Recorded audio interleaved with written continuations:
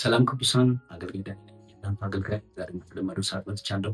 ዛሬም ደግሞ አይኖቻችንን የሚከፍት አንድ ጥልቅ መለኮታዊ ምስጢር እናያለን። መዝሙረ ዳዊት 109 ቁጥር 17 እና 18 አነባለሁ። በጌታ በኢየሱስ ስም አነባለሁ። መርገምንም ወደደ፣ ወደ እርሱም መጣች፣ በረከትንም አልመረጠም፣ ከእርሱም ራቀች። መርገምን እንደ ልብስ ለበሳት፣ እንደ ውሃም ወደ አንጀቱ፣ እንደ ቅባትም ወደ አጥንቱ ገባች። እንደሚለብሰው ልብስ ሁልጊዜ እንደሚታጠቀው ትጥቅ ይሁነው እያለ ይናገራል። እንደውም ትርጉሙ ምንድን ነው የሚለው? መራገምን ወደደ ይላል። ወደ እርሱ ምን አደረገ? መጣ ይላል። በመባረክ ደስ አልተሰኘም ይላል። ከሱ ምን አደረገ ይላል? ራቀ ይላል። መርገምን እንደ ልብስ ለበሳት ይላል። ከዛም ይሄ የለበሰው ነገር እንደ ውሃ ወደ አንጀቱ ገባ፣ እንደ ቅባት ወደ አጥንቱ ገባ፣ እንደሚለብሰው ልብስ ሁልጊዜ እንደሚታጠቀው ትጥቅ ይሁነው ያለ መጽሐፍ ይናገራል። እንግዲህ የመውደድና የመጥላት ሕግ በሚሉስ እግዚአብሔር ቃል እንመለከታለን። ወገኖች መውደድና መጥላት የህይወት ስርዓት ነው፣ የህይወት ሕግ። ሁለቱም የራሳቸው ምን አላቸው? ተጽዕኖ አላቸው። ባይብል ለዚህ ነው ፈትናችሁ ምን በሉ የሚለው?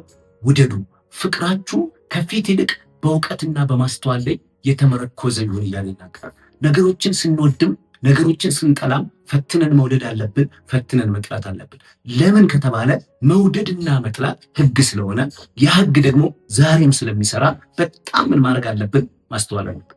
ለምሳሌ መጽሐፉ ሲናገር የመጀመሪያውን ህግ ሲናገር መራገምን ወይም ደግሞ መርገምን ወደደ ይላል። ወደ እሱ መጣ።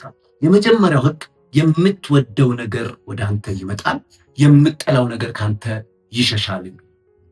ለዚህ ነው የምትወደው ነገር ወደ አንተ ስለሚመጣ የምትጠላው ነገር ደግሞ ካንተ ስለሚሸሽ የምትወደውን ነገር መጀመሪያ ምን ማድረግ አለብን? መምረጥ አለብን። ምንድን ነው የምትወደው? አሁን ይህ ሰው መራገምን ወደደ ይላል። መራገምን ስለወደደ ከአንደበቱ የእርግማን ቃል ስለማይጠፋ ከአንደበቱ እርግማን ብቻ ስለሚወጣ ይህ እርግማን ወደሱ መጣ ይላል። በመንፈሳዊ ዓለም መውደድ መጥራት፣ መውደድ መጋበዝ ነው። ወደድክ ማለት ያንን ነገር ጠራው ማለት ነው። በስፒሪት ዓለም አንድን ነገር ስትወድ የወደድከው ነገር ተጎትቶ የወደድከው ነገር ተስቦ ወደ አንተ ይመጣል። መራገምን ስለወደደ አለ ወደ እሱ ምን አደረገ? መጣ እያለ ይናገራል። በመውደድ በርን ትከፍታለህ፣ በመጥላት በርን ትዘጋለህ፣ ወይም ደግሞ በመጥላት ያን ነገር ልታባለው ትችላለህ። የምትወደው ነገር ምንድን ነው? አንዳንድ ሰው ውሸትን ይወዳል፣ አንዳንድ ሰው ሽንገላን ይወዳል፣ አንዳንድ ሰው አመፅን ይወዳል። የምንወዳቸው ነገሮች ብዙ ናቸው። በወደድከው ልክ ያ የወደድከው ነገር ወደ አንተ እየጠራኸው ወደ አንተ እየጋበዝከው እንደሆነ ግን ማወቅ አለብህ። ወደደ ይልና ወደ እሱ ምን አደረገ ይላል? መጣ ያለ መጽሐፉ ይናገራል። ለዚህ ነው ዮሐንስ 4 ላይም ሲናገር ሰዎች አሉ ከብርሃን ይልቅ ጨለማን ስለወደዱ ፍርዱ ይህ ነው እያለ ይናገራል። ከብርሃን ይልቅ ምንን ወደዱ? ጨለማን ወደዱ። መወደድ ያለበት ብርሃን ነው። ብርሃንን የሚወድድ ብርሃንን የሚፈልግ ስራው በብርሃን እንዲገለጥ ወደ ብርሃን ይመጣል ይላል። ነገር ግን ጨለማን የሚወድድ ስራው እንዳይገለጥበት በብርሃን መታየትን አይፈልግም፣ ብርሃንን ይጠላል እያለ ይናገራል። ዛሬም ሰዎች ጨለማን ወደው በጨለማ ታስረዋል። በላይፋችሁ ውስጥ የሚጸናው የምትወዱት ነገር ነው። በላይፋችሁ ውስጥ የሚመጣው የምትወዱት ነገር ነው።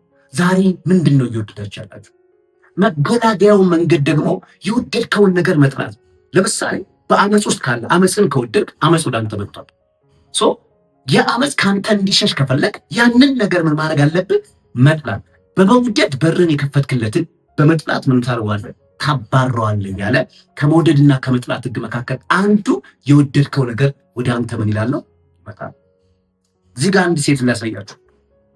ራሔል ትባላለች። ይቺ ራሔል መልከ መልካም እንደሆነች መጽሐፍ ቅዱስ ይናገራል። እንደውም ያዕቆብ ለእሷ ሲል 7 ዓመት ተገዝቷል። ሌላም 7 ዓመት ጨምሮ 14 ዓመት ተገዝቶላታል ራሔል ሲል። በጣም መልከ መልካም። የሚገርማችሁ መልከ መልካም ትሆን እንጂ ልቧ ግን ለእግዚአብሔር መልከ መልካም አልነበረም።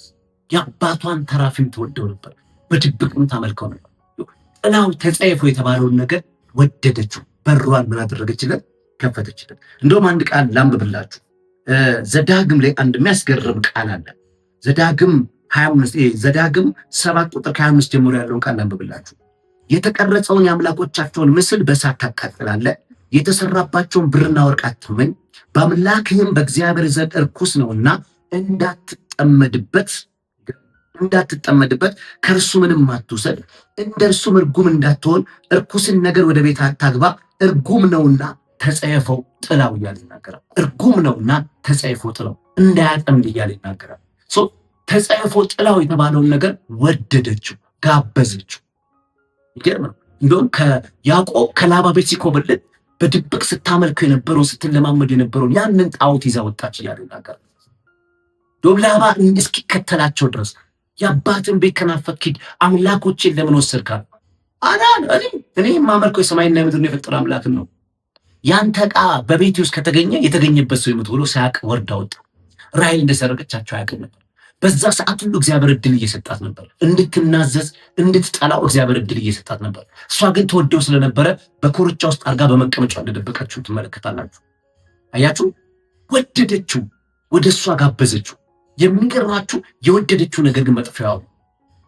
አያችሁ፣ ይቺ ሴት ወርድ ወጣባት። በዛ ወርድ አማካኝነት በወሊድ ጊዜ እንደሞተች መጽሐፍ ቅዱስ ይናገራል። ዛሬስ በህይወታችሁ እየወደዳችሁ ያሉት ነገር ምንድን ነው? መውደድ በር መክፈት ነው። መውደድ መጋበዝ ነው። መውደድ መጥራት ነው። ስለዚህ የመጀመሪያው ህግ የምትወደው ነገር ወደ አንተ ይመጣል፣ የምጠላው ነገር ወደ አንተ ይሸሻል። ወደ አንተ የመጣውን የምታሸሽበት አንዱ መንገድ መጥላት መጸየፍ ነው። ጥላው ተጸየፈው ይላል። አያችሁ፣ ስትጠሉት ስትጸየፉት ከናንተ ያ ነገር ምን ማድረግ ይጀምራል? መራቅ ይጀምራል። ሁለተኛው ህግ በዚሁ ቃል መሰረት ሁለተኛው ህግ የምትወደው ነገርን እንደ ልብስ ትለብሰዋለህ፣ ስትጠላው ደግሞ ታውልቀዋለህ። ይኸው እዚህ ጋር መርገምን እንደ ልብስ ለበሳት እያለ ይናገራል። ልብስ ሁለት ጥቅም አለ። አንደኛ ከሙቀትም ከብርድም ራስን የምትከላከልበት ነው። ሁለተኛ ማንነት የምትገልጥበት ነው። የምትወደው ነገር ያንተ ማንነት ይሆናል እያለ እንደ ልብስ ትለብሰዋለህ። አያችሁ፣ ውጭህን ምን ያደርገዋል? ይሸፍነዋል። ሙሉ በሙሉ ይቆጣጠርሃል ማለት ነው። አያ የምትወደው ነገር ምንድን ነው? ሙሉ በሙሉ የሚቆጣጠረኝ ከሆነ ማንነት የሚሆን ከሆነ የህይወቴ አካል የሚሆን ከሆነ ለምን መልካምን ነገር አልመጥም? ለምን መልካምን ነገር አልወድም? ለምን የሚያጠፋኝን ነገር እወደዋለሁ? ለምን የሚገለኝን ነገር እወደዋለሁ? እለብሰዋለሁ። መላበስ የሚባል ነገር አለ። ኢዮብ ሲናገር ጽድቅን ለበሳት ይልና እርሷም ለበሰችው እያለ ይናገራል። ተለባበሱ። አየህ፣ ስትወደው ያንን ነገር ትለብሰዋል። መገለጫ መታወቂያ እንደሚሆን መጽሐፍ ቅዱስ ይናገራል። አያችሁ፣ ለምሳሌ ዋናን መዋኘትና ውሃውን መጠጣት የተለያዩ ነገሮች ናቸው። አንተ ውሃ ውስጥ ስትገባ ውጭህን ነው ውሃው የሚያለብስ፣ ወደ ውስጥ አይገባም። ውጭህን ያርሰዋል፣ ውጭህን ያለብሰዋል። ስትጠጣው ግን ያንን ነገር ወደ ውስጥ ተመንትለዋለህ፣ ታስገባዋለህ። የምትወደው ነገር በውጭ ልብስ ይሆናል እያለ ይናገራል። ማንነት ይሆናል፣ መገለጫ ይሆናል እያለ ይናገራል። ልብስም የሆነኝ ከሆነ ልበሱ የተባልኩትን ለምን አልለብስም? ለምሳሌ ቃሉን ለምን አልወድም? ትላንትና መወደው ሌላ ነገር ከሆነ አመፅ ከሆነ ክፋት ከሆነ ርኩሰት ከሆነ ዛሬ ግን ለውጭ ቃሉን ስትወድድ ቃል ምን ይሆናል? ልብስ ይሆናል። ቃል ምን ይሆናል? መሸፈኛ ይሆናል። መገለጫ የእግዚአብሔር ቃል ይሆናል። ለዚህ ነው ዳዊት ቃልህን አለ እወደዋለሁ፣ አሰላስለዋለሁ፣ ትኩረቴ እሱ ነው። ወገኖች ዛሬ የምትወዱትን ነገር እንድትመርጡ የምትወዱትን ነገር እንድትለውጡ በእግዚአብሔር ፊት እሞግታችኋል። የምትወደው ነገር ሁለተኛ በውጭ ምን ይሆናል? ልብስ እንደሚሆን መጽሐፍ ቅዱስ ይናገራል። መርገምን ለበሱ ይላል። አንዳንድ ሰው ከአንደበቱ መራገም ብቻ የሚወጣበት ሰው አለ። መርገም ልብሱ ሆኗል። መርገምን ጠርቶታል። አንዳንድ ሰው ደግሞ ሐሰት የሚዋሽ ሰው አለ። መዋሸት ውሸትን መጥራት፣ በዋሸ ቁጥር ያ ውሸት የእሱ መገለጫ ይሆናል። ያ ውሸት ውጩንም ውስጡንም ያለብሰዋል። ማንነት ሆኖ ይገለጥ። አያችሁ፣ ሳያውቀው ልብሱ ይሆንበታል። የምንወደው ነገር እንደ ልብስ እናደርገዋለን። ሁለተኛው ህግ እንለብሰዋለን። ሶስተኛው ደግሞ የሚያስገርም ነው። እንደ ውሃ ወደ አንጀቱ እንደ ቅባት ወደ አጥንቱ ገባች እያለ ይናገራል። በሶስተኛ ደረጃ ሶስተኛው ህግ የምትወደው ነገር እንደ ውሃ ወደ አንጀቱ ውስጥ ይገባል፣ እንደ ቅባት ወደ አጥንቱ ውስጥ ይገባል። which means በውጭም ትለብሰዋለህ፣ በውስጥም አንተ ውስጥ ሰርጾ ይገባል እያለ የምትወዱት መርጣችሁ ውደዱ። ይሄ ሰው መርገምን ስለወደደ አለ መርገም ወይም ደግሞ መራገም እንደ ውሃ አንጀቱ ውስጥ ገባ፣ እንደ ቅባት አጥንቱ ውስጥ ገባ እያለ ይናገራል። እንደሚለብሰው ልብስ ሆኖ ጸናበት እያለ ይናገራል። የምንወደው ነገር በውጭም በውስጥም ከኛ ጋር የሚዋሃድ ከሆነ ከኛ ጋር አንድ የሚሆን ከሆነ ከኛ ጋር በቃ መገለጫ የሚሆን ከሆነ የምንወደውን ነገር መለየት አለብን። ዛሬ ብዙ ሰዎች ክፋትን እየወደዱ ከክፋት መንገድ እንዲዞሩ እግዚአብሔር ሲናገራቸው በዛው ክፋት መቆየት ወደዋል። ወገኖቼ ዛሬ ያ የምትወደው ነገር በዚህን ያህል ጥልቀት ወደ አንተ የሚመጣ ከሆነ በዚህን ያህል ደረጃ ወደ አንተ የሚመጣ ከሆነ የምትወዱት ነገር ለዩ። ምንድን ነው የምትወዱት? ይኸውላችሁ ነቢዩ ኤልሳዕ ስትመለከቱ ቅባት ይወድ ነበር። ቅባት አረፈበት። ቅባት እንደ ውሃ ወደ አንጀቱ ገባ፣ እንደ ቅባት ወደ አጥንቱ ገባ፣ ተላበሰው። የሚገርማችሁ ኤልሳዕ እንኳን ከሞተ በኋላ አንድን ወጣት ሞቶ ሊቀብሩት እየሄዱ እያለ የኤልሳዕ መቃብር ጋር እንደደረሱ ትመለከታላችሁ። አጥንቱ ውጭ ወጥቶ ነበር በሆነ ምክንያት እንግዲህ እና አደጋ ጣዮች ሲመጡባቸው ደንግጠው ሬሳውን በኤልሳዕ አጥንት ላይ ጥለው ሮጡ። የሚገርማችሁ ደግሞ ከኤልሳዕ አጥንት ጋር ሲነካካ ያ ሬሳ ብድግ አለ። ከኤልሳዕ አጥንት ጋር ሞቶ እንኳን ቅባት አጥንቱ ስለነበረ ሬሳው የኤልሳዕን አጥንት ሲነካ ብድግ ብሎ እንደቆመ ሕያው እንደሆነ ይናገራል። አያችሁ፣ የምትወዱት ነገር መልካምም ይሁን ክፉ አጥንታችሁ ውስጥ እንኳን የመቆየት የመቀመጥ ጊዜ አለ። አንተ እንኳን ይቀመጣል። መርገምን ለምን ትወዳለህ? ክፋትን ለምን ትወዳለህ? አመፅን ለምን ትወዳለህ? የምትወደውን ለውጦ ቃሉን ውደድ፣ መልካም ነገር ውደድ፣ ቅንነት ያለበትን፣ በጎ ነገር ያለበትን፣ ፍቅር ያለበትን፣ ትህትና ያለበትን ነገር እንውደድ፣ በሱ እንላበስ። ስለዚህ መውደድና መጥላት በመንፈስ ዓለም የህይወት ስርዓት ነው። የመጀመሪያው ህግ የምትወደው ነገር ወደ አንተ ይመጣል። በመውደድ በርን ትከፍታለህ። ስትጠላው ያንን ነገር ታባረዋለህ። የምትወደው ነገር እንደ ልብስ ይሆንልህ። አየህ፣ እየጠላው ስትመጣ ደግሞ ታወልቀዋለህ። ሶስተኛ የምትወደው ነገር እንደ ውሃ ወደ አንጀት ውስጥ ይገባል፣ እንደ ቅባት ወደ አጥንት ውስጥ ይገባል። ስለዚህ ፈትናችሁ መርምራችሁ ውደዱ። ዛሬ ብዙ ሰዎች ከተለያየ ቀንበር ነፃ እንዳይወጡ ምክንያት የሆነባቸው ነገር የሚወዱት ኢቨን ኢፍ አንዳንዴ በአገልግሎት ዘመን የሚያጋጥመኝ ነገር ልንገራችሁ።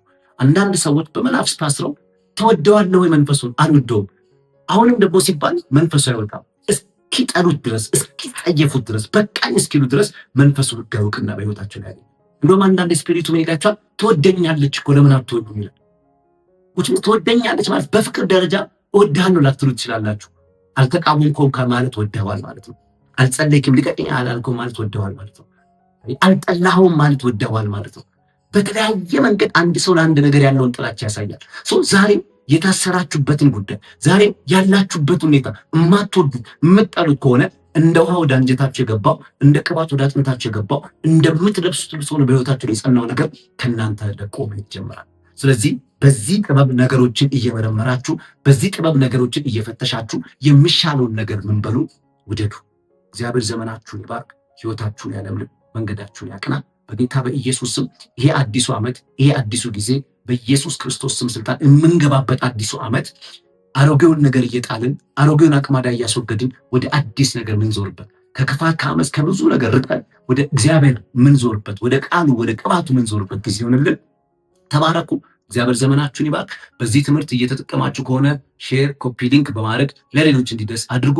ጌታ ዘመናችሁን አብዝቶ ይባርክ። ተባረኩ። ሻሎም ሻሎም። ቅዱሳን ፕሮፌት ዳኒ ነኝ፣ የእናንተ አገልጋይ። እግዚአብሔር በሰጠኝ ጸጋ እንግዲህ በሳምንት አንዳንዴ የሚለቀቁ ትምህርቶች አሉ። በዚህ ትምህርት ከተባረካችሁ ከተነካችሁበት ሼር፣ ሰብስክራይብ አድርጉ። እንዲሁም ደግሞ ይህንን ቪዥን ለመደገፍ የምትፈልጉ ውድ ወንድሞችና እህቶች ከታች ባለው አካውንት መደገፍ ትችላላችሁ። እግዚአብሔር ዘመናችሁን ይባርክ። ተባረኩ።